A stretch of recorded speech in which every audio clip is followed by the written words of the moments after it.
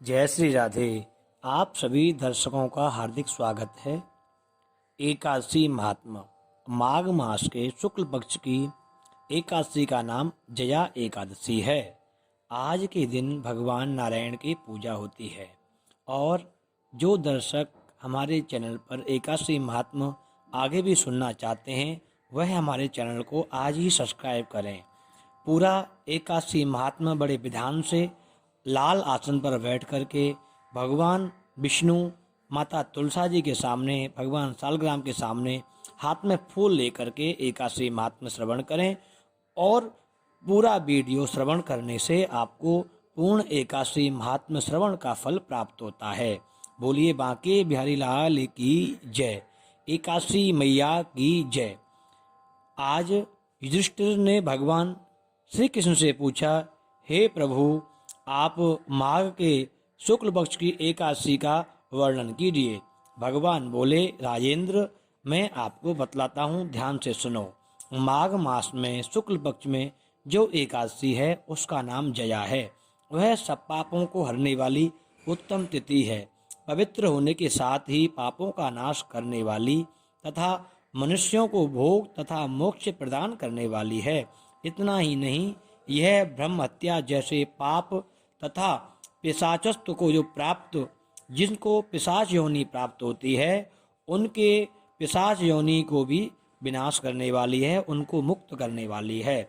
इसका व्रत करने पर मनुष्य को सभी प्रेत योनियों से मुक्ति मिलती है, उन्हें प्रेत योनि में जाना नहीं पड़ता। इसलिए राजन, प्रयत्न पूर्वक जया नाम की एकादशी का व्रत करना चाहिए। एक समय की बात है, स्वर्गलोक में देवराज इंद्र राज्य करते थे। देवगण के साथ आज पारिजात वृक्ष से भरे हुए नंदन वन व्रत में अप्सराओं के साथ विहार कर रहे थे। 50 करोड़ गंधर्वों के नायक देवराज इंद्र ने स्वेच्छा अनुसार वन में विहार करते हुए बड़े हर्ष के साथ नृत्य का आयोजन किया। उसमें गंधर्व गान कर रहे थे, जिसमें पुष्पदंत, चित्रसेन तथा उनका पुत्र, ये 3 प्रधान थे। चित्रसेन की स्त्री का नाम मालिनी था। मालिनी से एक कन्या उत्पन्न हुई जो पुष्पवंती नाम से विख्यात हुई। पुष्पदंत गंधर्व के एक पुत्र था जिसको लोग माल्यवान कहते थे। माल्यवान पुष्पवंती के स्वरूप पर अत्यंत मोहित था। ये दोनों भी इंद्र के संतोषार्थ नृत्य करने के लिए आए थे।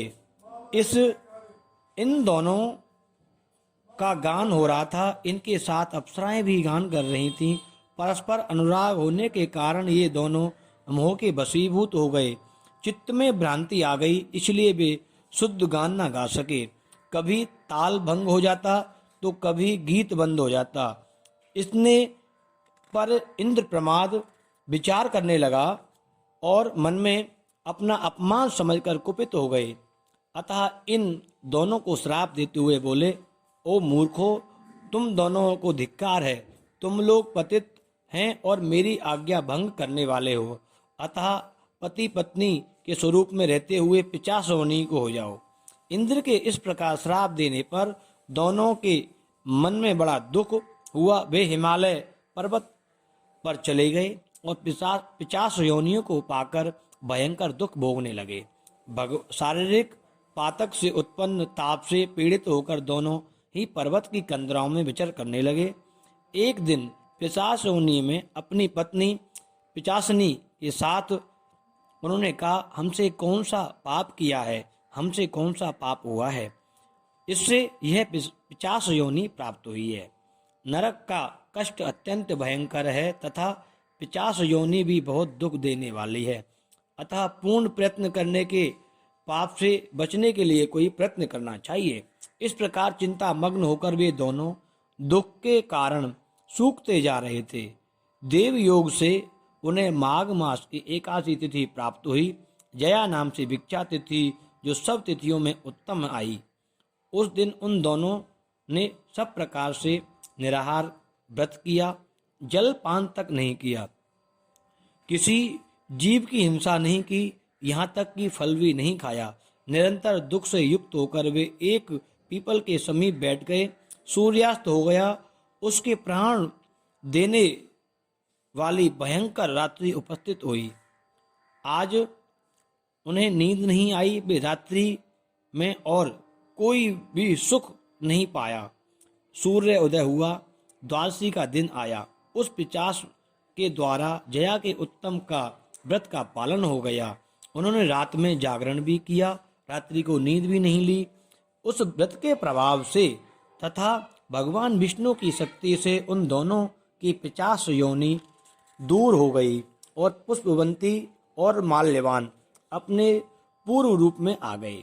उनके हृदय में वही पुराना स्नेह उमड़ रहा था। उनके शरीर पर पहले जैसे अलंकार शोभा पा रहे थे। वे दोनों मनोहर रूप धारण करके विमान पर बैठकर स्वर्गलोक में चले गए। वहां देवराज इंद्र के सामने जाकर दोनों ने बड़ी प्रसन्नता के साथ उन्हें प्रणाम किया और इस रूप की उपस्थिति देखकर इंद्र बड़ा विस्मय हुआ। उन्होंने पूछा, बताओ किस पुण्य के प्रभाव से तुम दोनों का पिशाचत्व दूर हुआ है?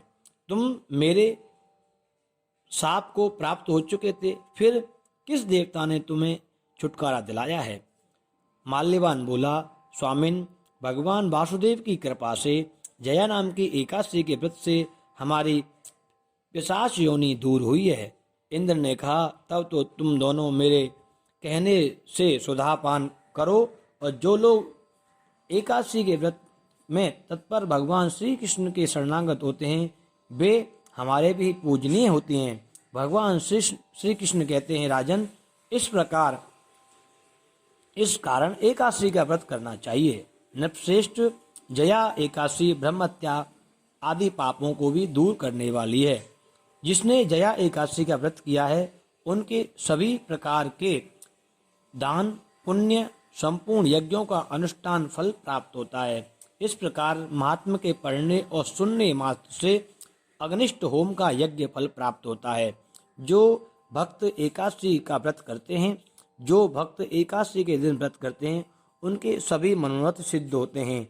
बोलिए एकादशी मैया की जय। अभी सभी एकादशियों का नाम आप मेरे साथ में बोलेंगे। 26 एकादशियों का नाम है। आप सभी भक्त बड़े भाव से, बड़ी श्रद्धा से इन एकादशियों का नाम उच्चारण करें।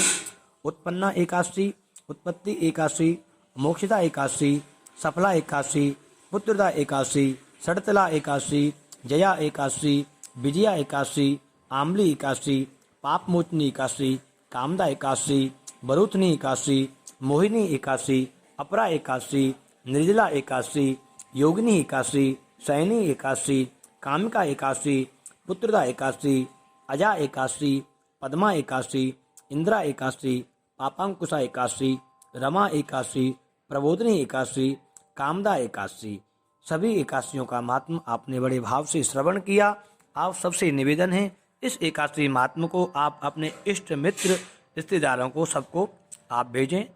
पिछले एकादशी में एक भक्त ने प्रश्न किया कि वह एकादशी का व्रत कौन कौन कर सकता है। तो वैष्णवों में पूज्य एकादशी का व्रत आप सभी कर सकते हैं। जिनकी शादी हुई है वो भी कर सकते हैं, जिनकी शादी नहीं हुई है वो भी कर सकते हैं। और भी अधिक जानकारी के लिए आप हमारे चैनल पर जुड़े रहिए और वीडियो आपको अच्छा लगता है तो अधिक से अधिक शेयर करें। धन्यवाद। जय श्री कृष्णा, जय श्री राधे।